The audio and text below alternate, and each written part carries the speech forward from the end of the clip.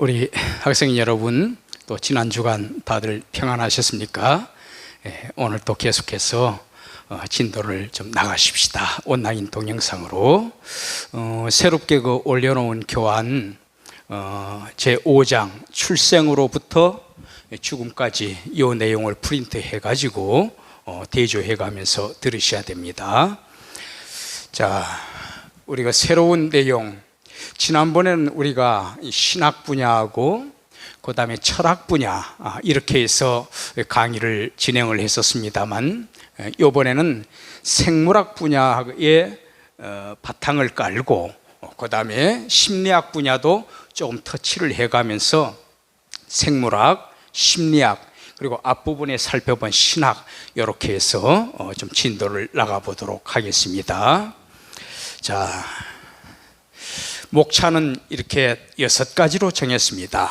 처음 목차, 한국의 출산율이 왜 이렇게 급격하게 감소가 되고 있을까? 그 다음에 태중 생명의 성장, 요거는 제가 여러분들한테 보여드리지를 못하겠습니다. 비디오로 준비를 했는데 지금 동영상 강의이기 때문에 그냥 시간을 안배해서 3장으로 바로 건너뛸 거예요. 유전자가 우리의 모든 것을 결정할까? 그 문제를 살펴보고, 그리고 유전자를 잘못 이해를 하게 되면 자칫 페이털리즘, 운명론에 빠져버리고 맙니다.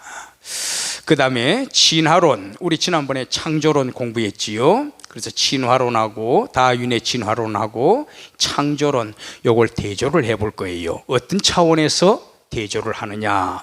인간의 존엄성 관점에서 진화론과 창조론을 한번 대조를 해보겠습니다.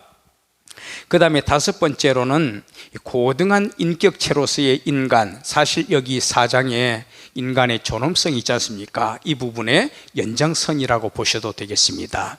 그 다음에 마지막으로는 인간이 또 천년만년 사는 것 아닙니다. 그래서 인간의 죽음에 대해서 한번 좀 고민을 해보도록 하지요. 이렇게 전개를 하겠습니다. 이 교환을 제가 마련하기 위해서 여러 가지 자료들을 이렇게 섭렵을 했는데, 신학 분야에서는 루이스 볼코프의 안트로폴로지, 그래서 인간학이 되겠습니다. 인간학. 그리고 애덤 앤 이브, 이책 기억나시지요? 여러분 이거 아마 배우신 학생들도 계실 거예요. 애덤 앤 이브하고, 그리고 통계청에서 각종 자료들, 또 이병렬 교수님의 이스라엘의 여인들, 그리고 또 인터넷 자료들도 좀 참고를 했습니다. 자, 첫 번째, 그러면 이 한국의 출산율이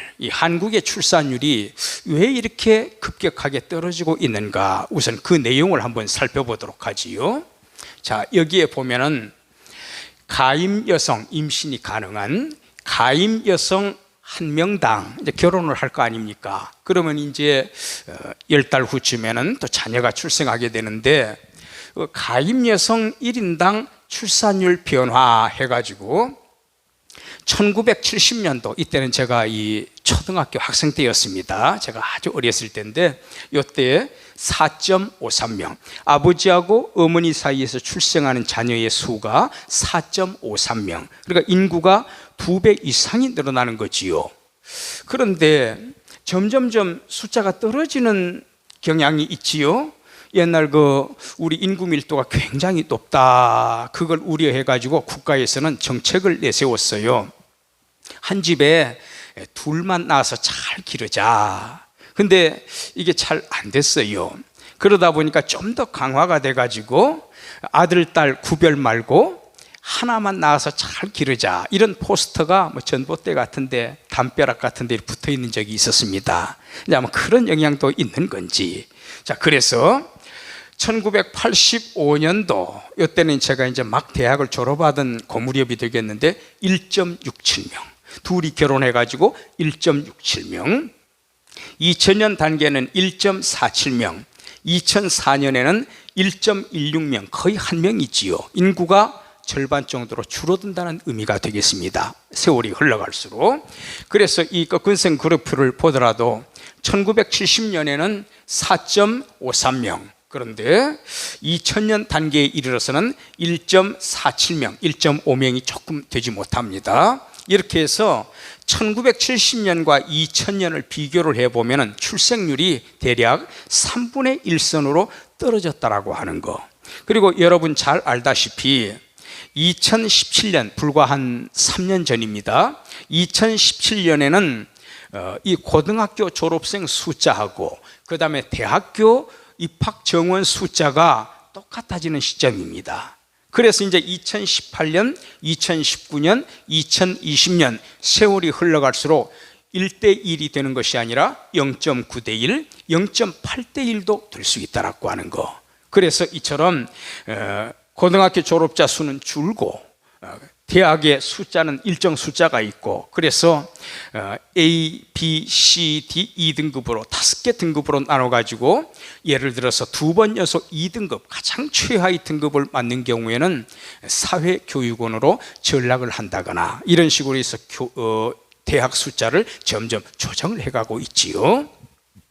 여기는 지금 2004년까지 통계인데 제가 좀 더 그래프를 확장을 했습니다. 여기에서는 2009년부터 2019년 작년까지를 제가 옮겨봤는데 좀 많이 올랐던 때가 2012년, 근데 1.3명이에요. 그리고 작년 2019년에는 0.88명. 그래서 한 가족당 아버지하고 어머니 사이에서 출생하는 자녀가 한 명도 채 되지를 못한다고 하는 거. 그래서 1970년하고 비교를 해보면 5배 이상의 차이가 납니다. 자, 그래서 2019년 8월 28일에 발표한 2018년 출생 통계 발표에 따르면 한국 출생아 숫자는 32만 6,800명. 그리고 전년에 비해서 거의 10% 가까이 줄어들었죠. 8.7%. 2019년 출산율은 여기에 나타나 있는 것처럼 0.88명으로 감소해서 1970년대하고 비교를 해보면 5분의 1 정도의 수준으로 굉장히 떨어져 있다라고 하는 거. 자, 왜 이렇게 출산율이 점점 저하하고 있을까?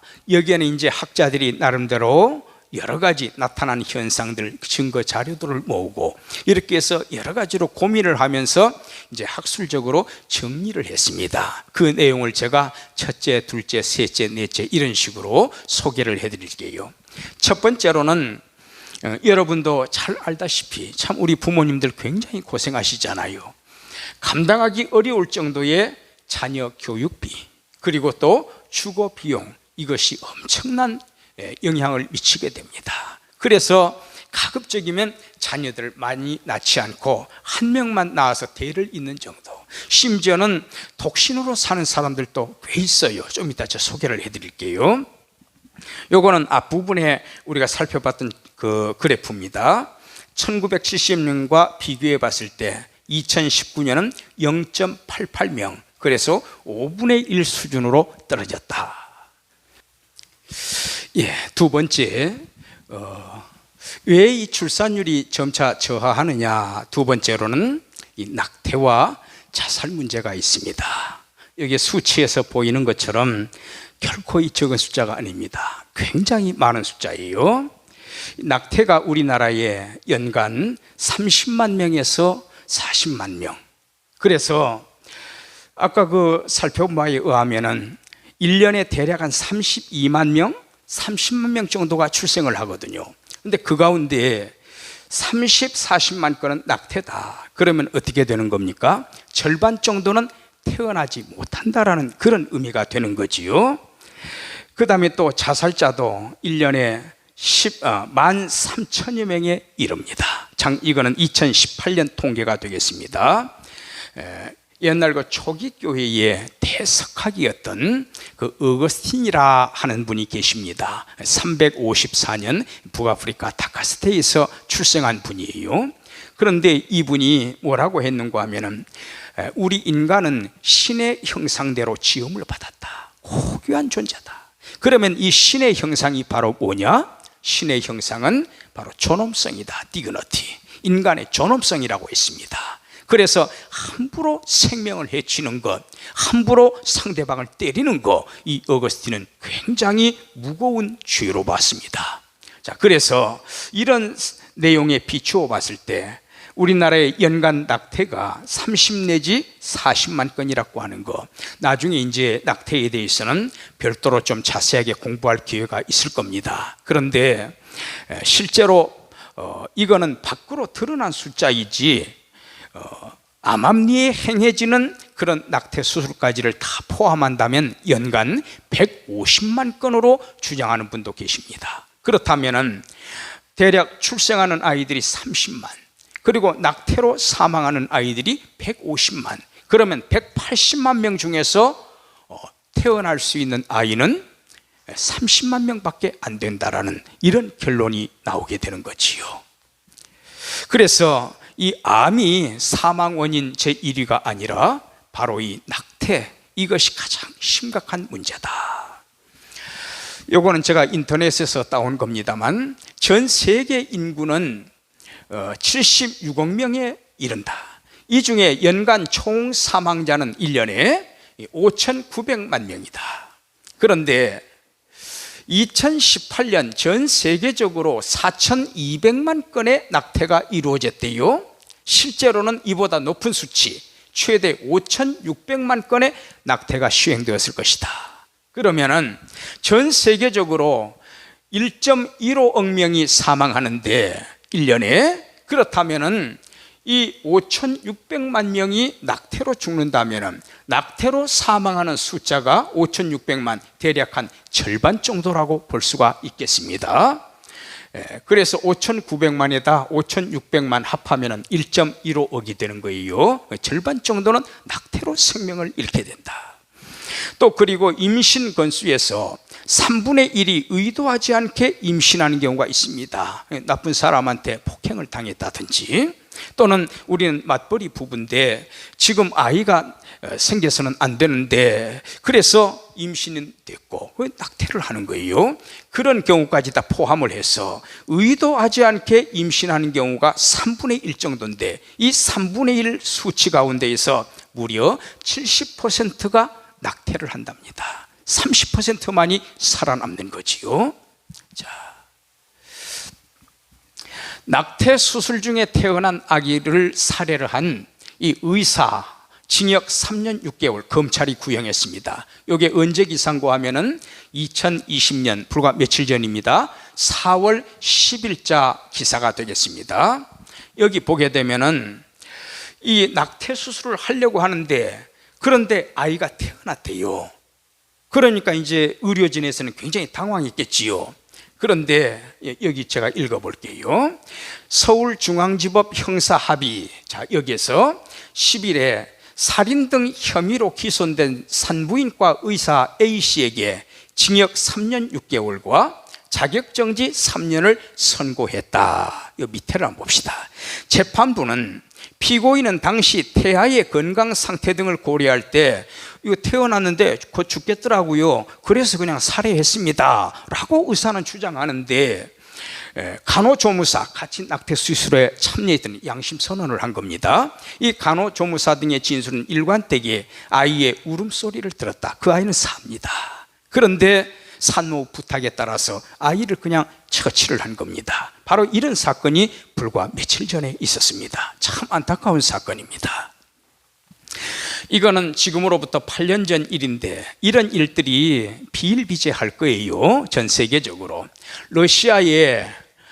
러시아에서 200여 개의 개체의 인간 배아가 실험용으로 사용됐을 가능성이 있다.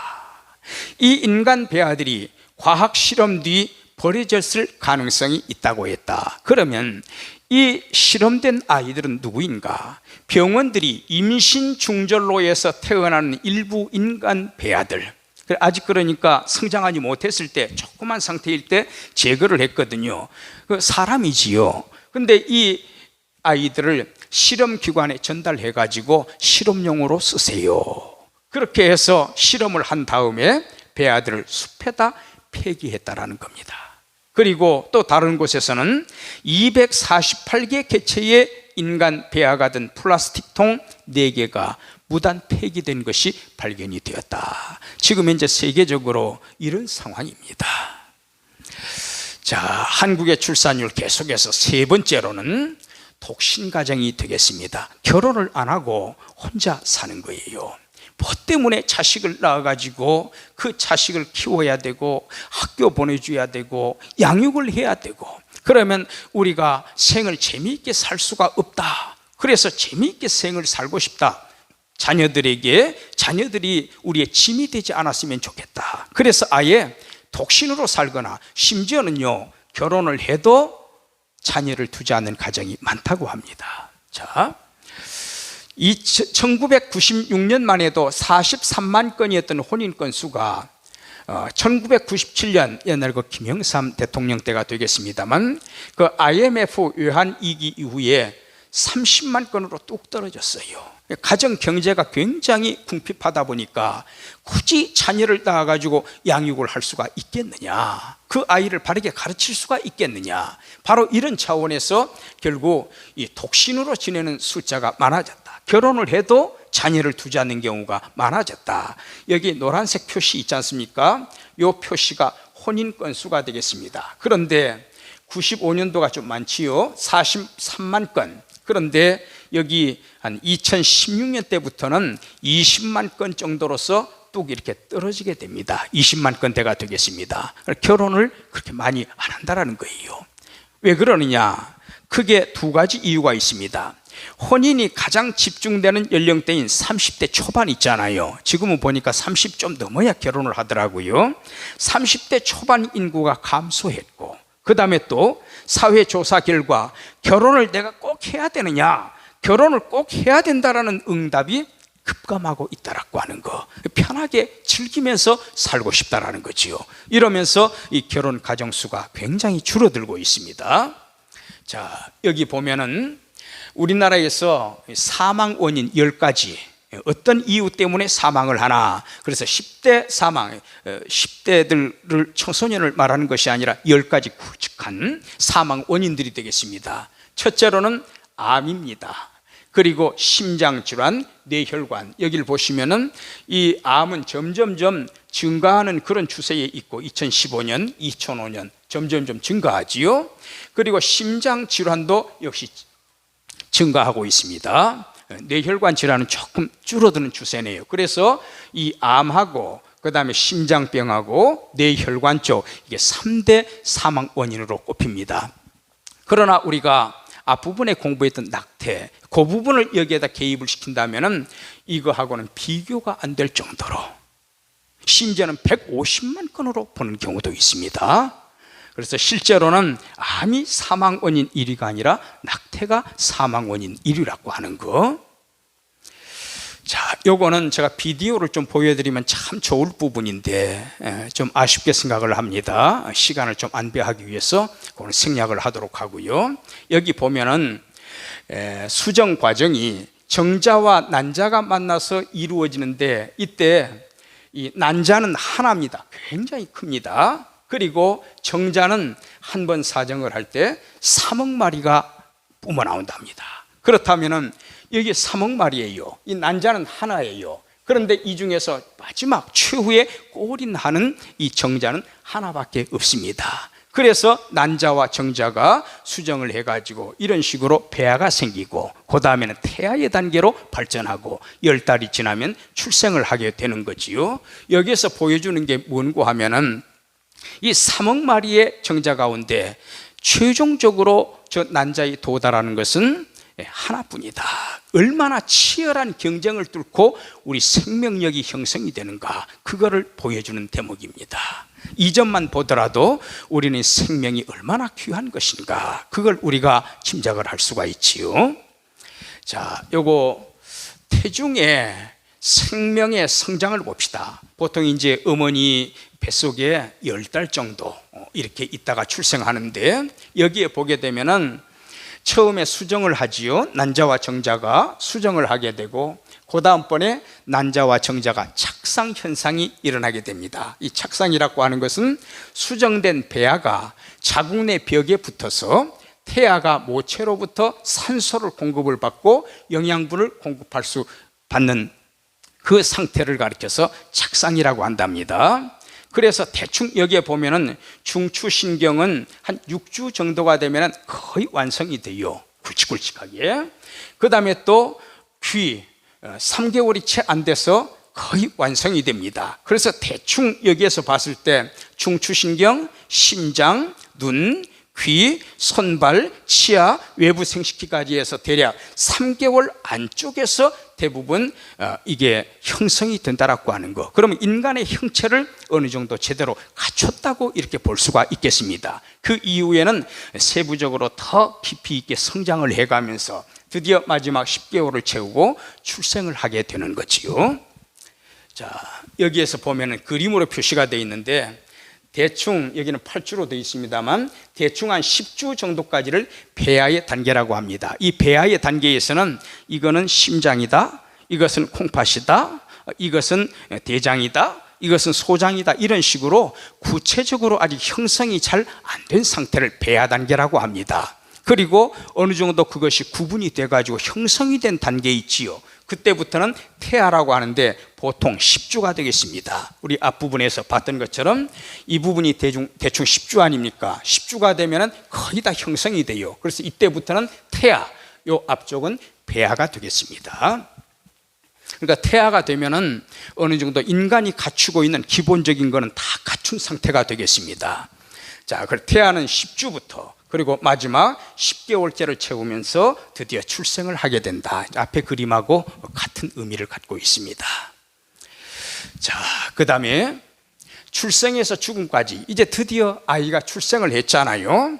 그런데 생리학적으로는 물론 이제 학자마다 어떤 학자는 8가지, 9가지, 또 어떤 학자는 통폐합을 시켜가지고 6가지 이렇게 정리할 수도 있겠습니다만 성장합니다. 이렇게 점점 성장을 하고 그 다음에 감각을 느낍니다.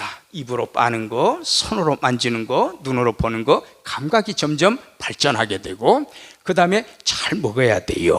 참 누군지 모르겠습니다만 여배우가 좀 열심히 먹고 있는 장면이네요. 그런데 사람이 또 병이 나기도 하지 않습니까? 그때는 이렇게 치료도 합니다. 또 열심히 운동해야 됩니다. 내 사지백체가 잘 발달을 해야 되지요. 또 정신력도 발달해야 됩니다. 그 다음에 재생산. 그래서 이 부분이 지금 문제가 되고 있지요. 부모님이 결혼해가지고 그 자식을 낳게 되고 그 자식은 또다시 손자, 그 손자는 또다시 증손자, 이렇게 해서 대대로 계보가 이어져 가야 되는데 지금 이런 쪽이 무척 아쉽습니다. 그리고 우리 인간이 천년만년 사는 게 아니거든요. 드디어 죽음을 맞게 됩니다. 이것이 바로 우리 인생의 사이클이라고 볼 수가 있겠습니다. 예, 그러면 이제 과제물 하나 내드리도록 하겠습니다. 지금부터 시간을 한 30분 정도 안배하셔가지고 우리 지난번에 보니까 과제물을 중간에 안 내는 친구들이 아주 극소수가 있어요. 근데 안타까운 것은 아무리 동영상을 다 청취를 했다 할지라도 거기에는 출석으로 되어 있지만 과제물을 내지 않는 경우에는 결석으로 간주가 됩니다. 학교 지침이기 때문에 꼭 여러분들이 이 점은 솔선해서 지켜주셔야 합니다. 저도 그런 학생 보면은 이 동영상은 분명히 동그라미가 쳐져 있어요. 근데 과제물은 제출이 안 돼 있거든요. 어쩔 수 없이 결석으로 처리를 하면서 마음이 굉장히 무겁습니다. 꼭 좀 이렇게 부탁을 드립니다. 토요일까지 연장이 안 됩니다. 시한이. 자, 학생 자신은 왜 인간의 생명은 존엄성이 있다고 생각하는지 소신을 말해 보십시오. 그래서 뭐 성경책에서 본다든지 인터넷에서 본다든지 어떤 윤리책을 본다든지 그렇게 하지 마시고 본인이 책상에 탁 앉아가지고 나는 이렇기 때문에 나는 인간에게 존엄성이 있다고 생각합니다. 자신의 생각을 솔직하게 한번 이야기를 해보시기 바랍니다. 요즘 그렇지 않아도 주 암흑의 사건 있지요. 그런 걸 보면서 참 그 수많은 젊은 그 여성들이 참 안타까운 상황에 직면해 있는 것을 보면서 이 얼마나 생명을 값어치 없게 여기나, 얼마나 생명 경시 사상이 심각해지면 사회적으로 이러한 파장이 일어나게 되는가, 굉장히 그 고민이 많이 됩니다. 그래서 정말 앞으로는 이런 사건들이 다시는 일어나서는 안 되겠습니다. 다 똑같은 귀한 생명체예요. 누구나 인격이 있고 인격의 존엄성이 있습니다. 우리가 그걸 존중해 줄 알아야 돼요. 내 자신만 존중하는 것이 아니라 상대방을 또한 존중을 해야 되지 않습니까? 자, 그럼 우리도 잠시 후에 만납시다.